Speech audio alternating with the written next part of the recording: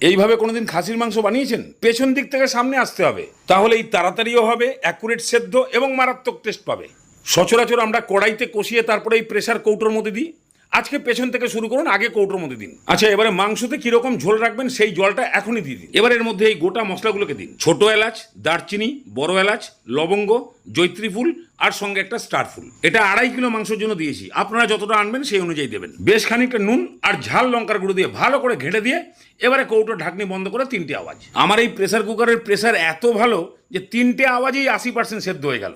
এবার এটাকে নামিয়ে এই অবস্থায় রেখে দিন। বসান কড়াই, তেল গরম করুন। বাঙালি খাসি খাবেন তো, তাহলে প্রথমে আলুটাকে ভেজে নিন।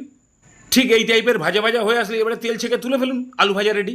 এবার ওই তেলের মধ্যে জিরে, তেজপাতা, শুকনো লঙ্কা, এলাচ, দারচিনি, লবঙ্গ সবই অল্প অল্প করে দিয়ে হালকা ভেজে নিন।